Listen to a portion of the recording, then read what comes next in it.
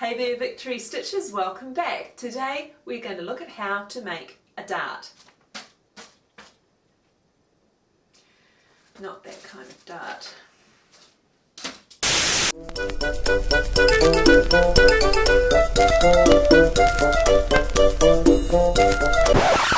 A dressmaking dart is a feature in a garment, usually in a bodice, blouses, tops of dresses, that will turn something two-dimensional into something three-dimensional, usually to make way for a body shape. So you'll get them in the back and in the front of a garment, particularly around the bust area for ladies, but you will find them in men's shirts as well, in the more tailored, slimmer fitting shirts.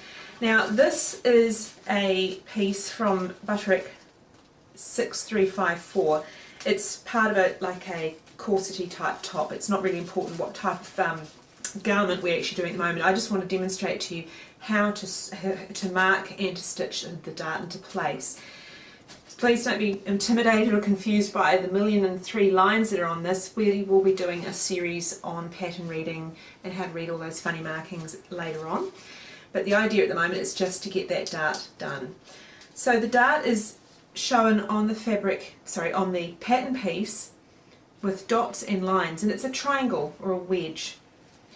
Just here. So there's usually three, in this case there's 3 points marked: the apex of the dart and then the two bits over here. What I actually like to do, there's a lot of different ways of marking them. You can use chalk. I'm going to use my friction marker pen because the ink fades off once you press it with an iron. You can mark them with a stitch, needle and thread, but just for simplicity's sake we're going to just use a pen or a piece of chalk today.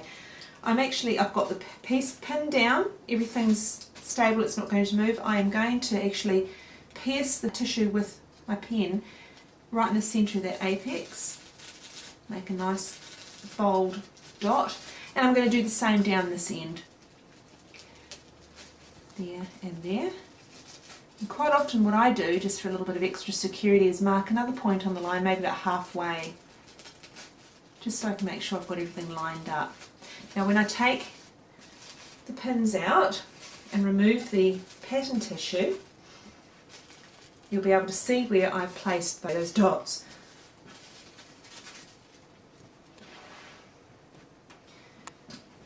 The apex, the two at the end, and the two extra ones I placed in for good measure. Now we're going to make that dot touch that one touch that one, and that one's going to be right at the end.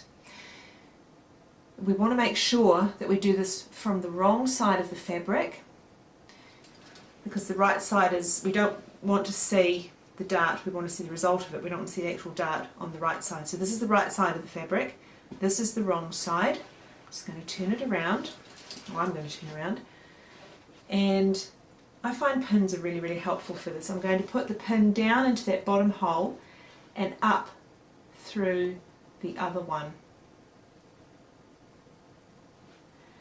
Then I'm going to squash the two together so that pin is nice and flat, nice and straight. It's not kind of going off anywhere. And I know that I've got the two there, so it's symmetrical. Just pin that down. At the other end, where the apex of the dart is, I've just got 1 point. So I'm just going to fold my fabric so that point is right on the crease. I'll just pin that there. Now ideally, this should mean that my fabric is sitting nice and flat, my piece is not buckling anywhere because I've got pulled things out of kilter, and because I've made that extra set of dots. I'm going to put my pin through, and fingers crossed it should come right out where the dot is, its matching dot is on the other side, and it has. So I'm going to pin that into place. Now when we stitch a dart, we always stitch from the top down towards the point.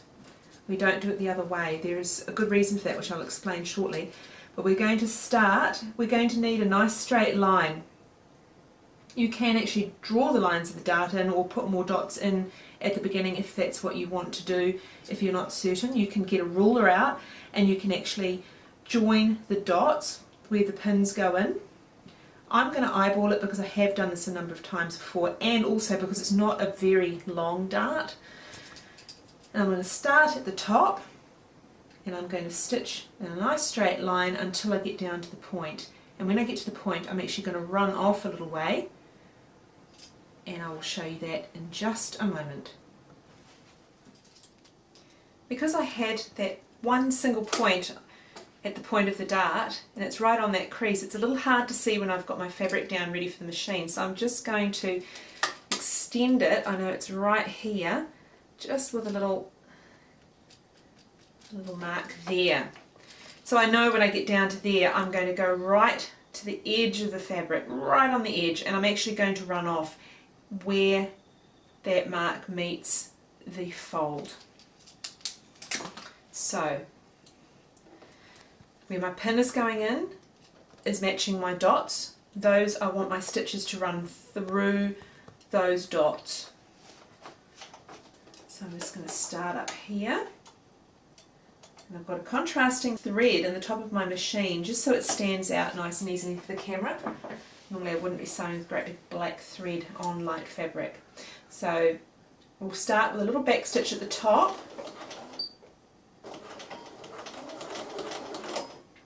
Now I am going to remove my pins as I go, and that will show me that dot that I made with the pen, and I'm going to make sure I sew straight through that dot. My presser foot has a line right down the centre which helps me keep everything centred and lined up. Now I'm just heading towards the next dot, which is marked by the next pin. I'm going to take that pin out, reveal that dot, and sew through it. Like I said, if you feel a little insecure about this and you're thinking it's a bit of a distance, you can actually mark on the fabric your sewing line. There's nothing wrong with that. Now I'm heading down towards the last mark. Remember, I'm going for the edge of the fabric.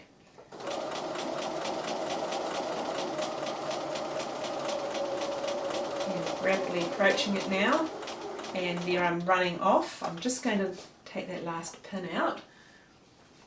So they've just run off the fabric, so I'm going to keep a few more stitches, and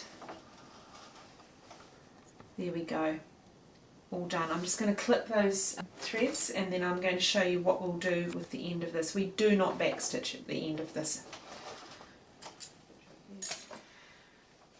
So I've run off the end. Now if I were to backstitch and open up, I would end up with quite a lump where I don't want one. I want that to actually run really, really smoothly without any puckers into the normal flat piece of the material, and I'll show you that once we've finished and we've pressed the dart.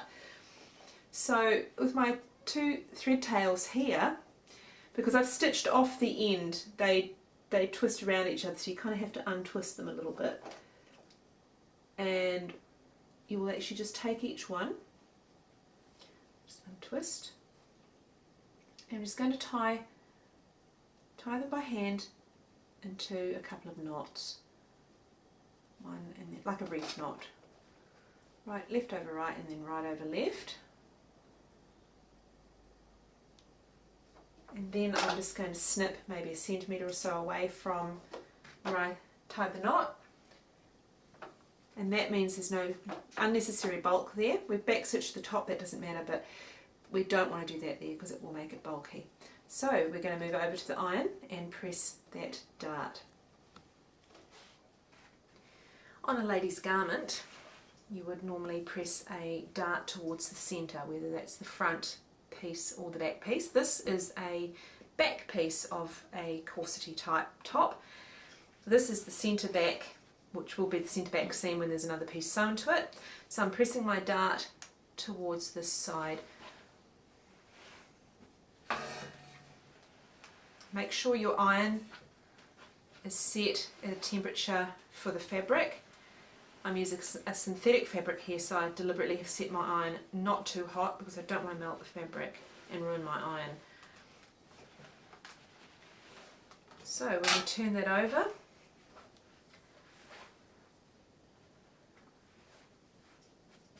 you can see it's nice and flat. That Dart is lying nice and flat as well, and the point of the dart just blends seamlessly now into the rest of the fabric. We haven't got any puckers. If we back stitched that line we would have ended up with quite a clumpy, it's amazing how much space thread can take up when you don't want it to, and it would have made quite a clumpy lump, and that would have actually spoilt the smoothness of that. So now we've got something that'll actually sit with the shape of your back when you're wearing your garment, because you are narrower at the waist generally than you are at the shoulder, so the garment has been shaped accordingly. So nice and easy to do a dart. You can get other types of darts. They're all done in the same way. Sometimes you might have a dart that runs from here to here, so it's kind of almost oval shaped or sort of long and pointy, but you would do them in the same way by marking the dots, pinning them together so you know that each pair of dots matches up, stitching it, pressing it whichever way your pattern tells you to press, and voila! So guys, if you really like this video, please give us the thumbs up and subscribe, and also the little icon of the bell down below, click on that and you'll get notifications anytime a new video goes up. See you next time.